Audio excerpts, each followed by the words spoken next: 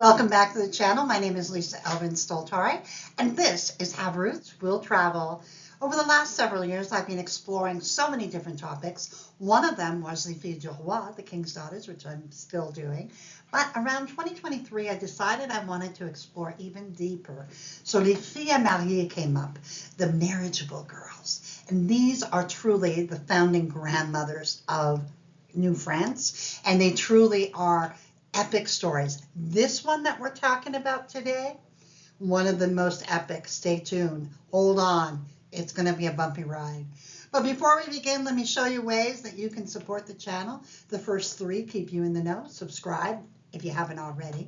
Like any video that you watch. If you're watching this video, if you like it, that helps get the word out, and notify. The next three ways are ways to help the channel grow. We have YouTube memberships that start at 99 cents all the way up to $24.99, and all of them give you early access to the videos that I do. And you can get, for example, when I post all of the month of May or June or July, you will get that early access and be able to run around and see all of the videos that you want to see right away. And we also have the PayPal button on my website. That is something that a lot of people do. And then we have the super thanks. That's kind of something new. It goes according to each video.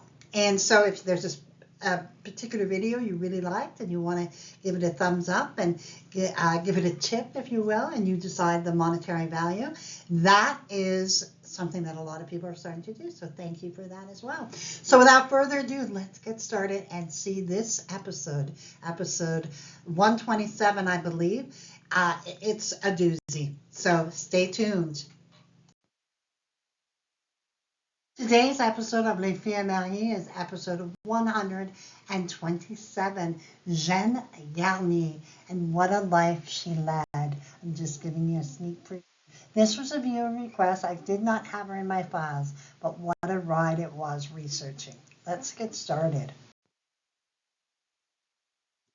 Jeanne was born in 1630 in Ile-de-Laurent in France. Her parents were Sébastien Garnier and Marie Roux.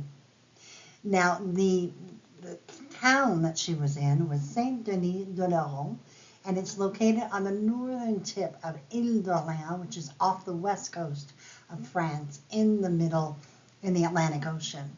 And this commune can trace its roots back to the Middle Ages. Like many communities on the island, it was closely tied to the rhythms of the sea. Fishing and salt production and small-scale agriculture really formed the backbone of daily life here. The island itself was strategically important, guarding trade routes and coastal access along the Charente-Maritime region. At the heart of Saint-Denis stands the church that has stood since the 11th and 12th century, the Église Saint-Denis, Church St. Denis. And it is a beautiful one. It really, truly has withstood the test of time and has been a refuge during storms and periods of conflicts, including during the wars of religion in the 16th century. By the 17th century, the era when many of our ancestors left for New France, Saint-Denis-de-Laurent was a modest but vital maritime parish. Islanders lived off fishing, oyster harvesting, and small family farms. It remains a really charming village, and it's known for a historic lighthouse known as the Phare de Chasseron, and it's obviously beautiful coastline. Absolutely a place you'd want to visit. Beautiful, beautiful place, but she left it. Let's see what happens to her next. So Jeanne would sign a contract to be a worker for 3 years. She'd arrive on June 21st, 1657. So theoretically, she would have worked and not been married until at least 16. She'd end up not fulfilling this contract. She definitely was a woman who knew what she wanted. And one of the first things she wanted was René Meilleur, her first groom. Born in 1632 in Saint-Largis-les-Montagnes in France, his parents were Jacques-Henri Meilleur, du Point du Jour, and Léonard Fouquet. Today, I want to talk to you a little bit about Saint-Largis les Mortagne, a small historic commune located in the beautiful Perche region of France. Now, so many of our ancestors came from Prep, the region of Perche. Saint-Lange sits just west of the old capital, Mortagne-au-Perche, that you can see, and its roots run deep into the 16th and 17th centuries, a time of rebuilding after the French wars of religion. The heart of this village is the Église Saint-Lange, constructed in 1594, so René would have been baptized there. It replaced an earlier church that had been destroyed during the conflict and is known for the wooden statue of Saint-Lange, crafted that very same year. The Château de Brulé, where you can see, was built later. So it would not have been during René's time, but if you visit this area, definitely built in the 18th century and adds a touch of elegance to the landscape. Saint-Lange is definitely surrounded by rolling green hills and forests typical of the Perche region. And it's got a very mild oceanic climate, and it's perfect for farming and the quiet life that has really characterized this region for centuries. We know that Gagne was obviously present as of 1657. Possibly he had finished his own apprenticeship or contract, or maybe he had means and was able to come across and pay his own way, that sort of thing. But we know that they actually met, and this changed the trajectory of Jeanne's life. He would have arrived in June of 1657 and would be married on July 30th, 1657. So absolutely pretty fast of, to change her mind, and she knew what she wanted for sure. So they would settle at Quebec City. It is the capital city of the province of Quebec. Today, 500,000 people live directly in Quebec City. Quebec was originally named by the Algonquins, who named the area Quebec, K-E-B-E-C, which in their native language meant where the river narrows.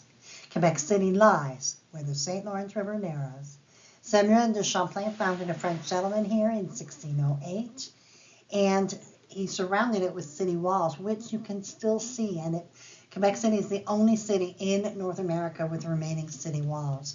There's so much to see in Quebec City, but I've chosen a few things to really illustrate some of the main things that you might want to see.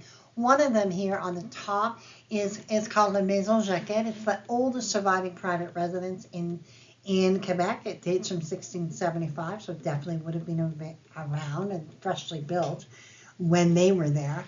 And if you'd like to tour it, it's home to a very famous restaurant called, appropriately, Aux Anciens Canadiens, roughly translated to our old Canadians. Now, we also have in the middle picture, we have something called the Plains of Abraham.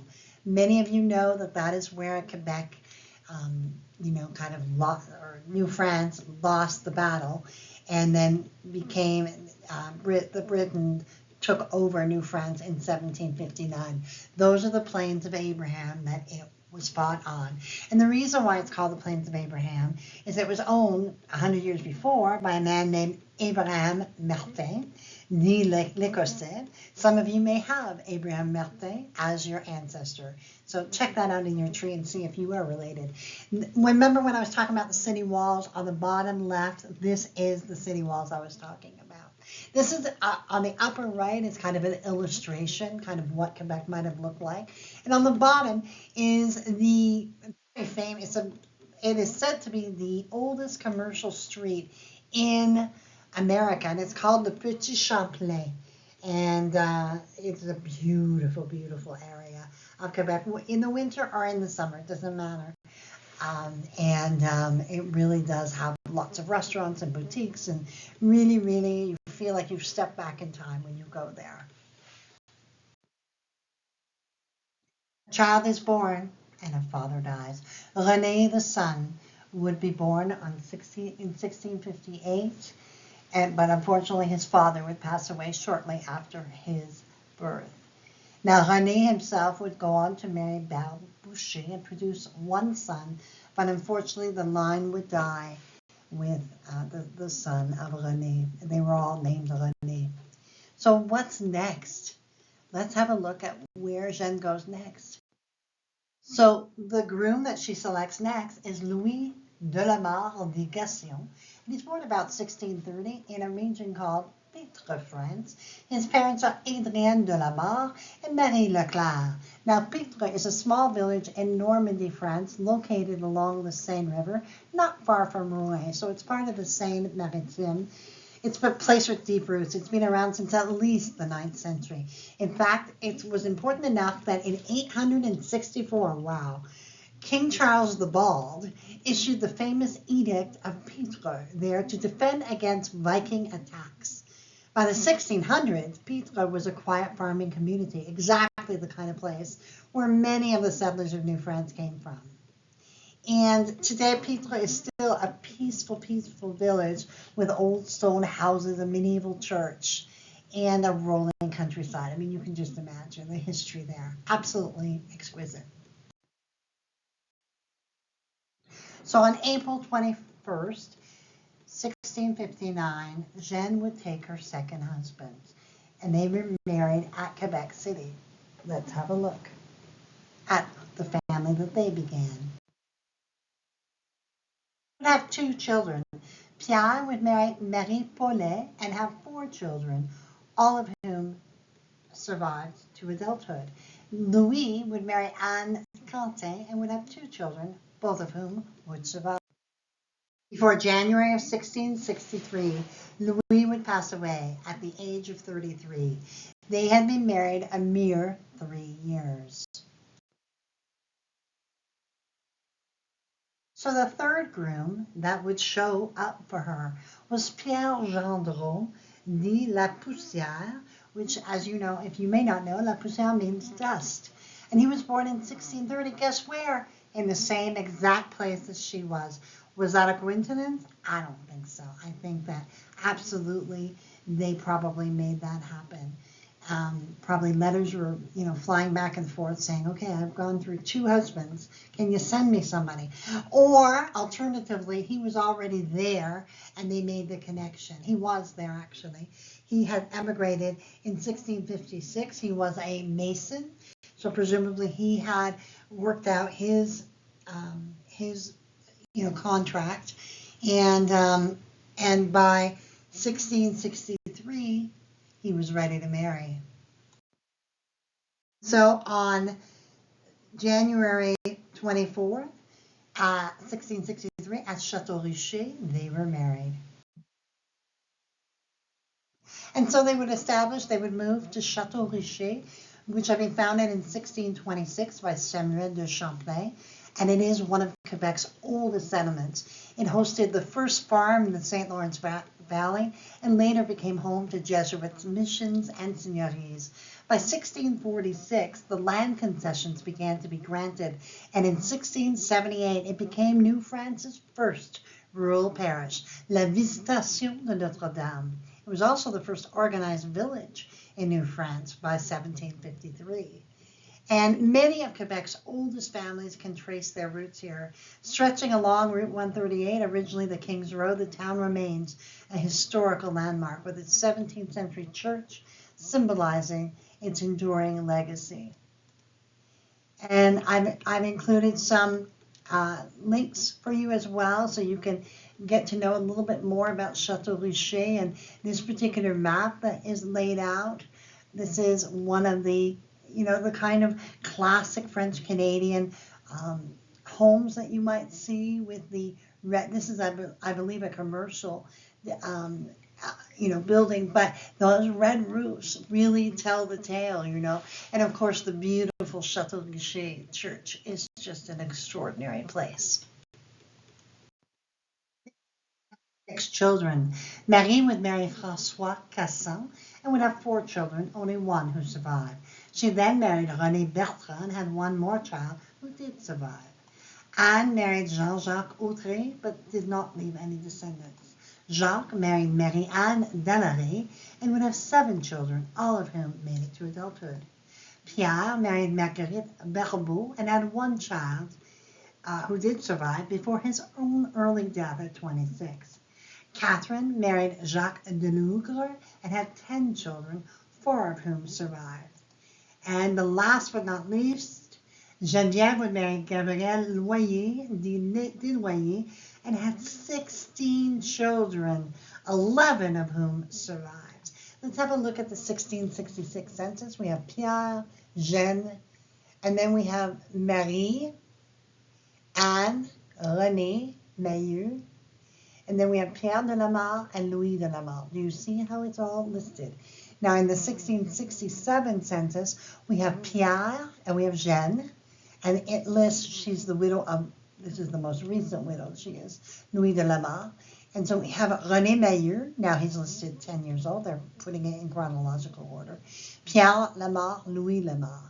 Then we have Marie, the third family, Marie Gendron, Anne, and we have Jacques, who's 6 months old at this point. They have 4 beasts, 9 arpents valaires, about 7 acres of land. They also have a domestic who's 48 years old. And interestingly enough, they put 19 arpents valaires. So I don't know if that's a mistake or not.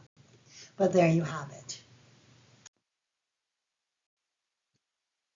Yes, it's true. A third loss. Pierre would pass away at age 43 before October 1673. They would have been married 10 years. It's extraordinary, the amount of loss that this woman is experiencing. Jeanne would be alone for at least 7 years now before finding someone new to love. February 9th, 1681, she married Jacques Barbeau, born in 1621 in Poitiers, France. His parents were Jacques Barbeau and Marie Trouvé, and this is their marriage, and they would settle in a new location. Now, Ange-Gardien, located in Quebec's capital national region near Quebec City, boasts a rich history dating back to the 17th century. Established as part of the Seigneurie de Beaupré during French colonial times, its name meaning guardian angel reflects the settlers' deep religious roots. And the community thrived on agriculture, benefiting from the very fertile lands along the St. Lawrence River, and became a notable stop along the Chemin du Roi. Today, Ange-Gardien preserves its historical charm, and it blends kind of heritage architecture with modern living, and it really is a testament to Quebec's colonial past. Pierre Mailleux and Jean Trudel became the first 2 permanent settlers on September 29, 1657, and a first Mass was celebrated on October 18, 1664 in the house of Jean Trudel. In so doing, the territory of L'Ange-Gardien was detached from Château Richer to become its own autonomous parish. By 1664, there were approximately 125 people there, and gradually a church was built in 1675, a new church was built in 1717, and then they had another fire. So the church that you see here was actually built in 1931, which has replaced all of the ones that that were in the past. You can see where Ange-Gardien is according to the map, and this is a breathtaking view of Ange-Gardien from, I believe, the island of Orléans. The 1681 census finds Jacques Barbeau, and then we have Jeanne Garnier, and their children, a whole bunch of children here, René, Pierre, Louis, Marie, Anne, Jacques, Pierre, Catherine, Geneviève. This is 3 families basically together. They have 1 gun, 2 bœufs, so 2 like beef cattle, and 15 arpents valaires, about 12 acres of land. By 1684, Jeanne was looking to sell her half of her first husband's estate so she could create a stronger financial picture for herself as she became older. So she took it upon herself to make her claim to the Conseil Souverain. Another goodbye, the 4th loss. Jacques would pass away in 1687 at the age of 66, and he and Jeanne had only been married 6 years at this point. Jeanne would go on to live until 1703. We do not have a death record. This is a guesstimate, but she would have been 73 years of age. What a life. And would leave us, among the three husbands that she had, 137 descendants. Just remarkable, as of 1729. Are you tired yet? When I was doing this video, I honestly was like, another one dies? Not another one. It was one of those. I did not, because I kind of go, like in genealogy, you go piece by piece by piece. So I was exploring it. As I was exploring it, I could not believe the loss that this woman had endured, that she would keep on going, that, one husband died, she'd marry another one, she'd marry another one, and she had children with all three of them. So, and then the fourth one, thankfully, she was too old at that point, but she kept going, even when the fourth one passed away. And then she was able to finally, live with her children and grandchildren, and just a tremendous life. And we are so grateful, Jeanne, for your journey, because it was an amazing journey. It would make a movie. Honestly, I would love to see it as a movie, but certainly we cannot begin to express the admiration and the awe of what she had to endure and the perseverance that she demonstrated. It's an inspiration. Every time I'm going to want to give up, I'm going to say, what would Jeanne do? So honestly, if you are a descendant of this woman, you can hold your head up high, because she truly was something special. So thank you so much as well to my patron supporters and subscribers. You are awesome, all of you, for being with me, supporting me on this journey. I really, really can't thank you enough. And with that being said, I will see you on the next episode of Les Filles Marie. Until then, au revoir.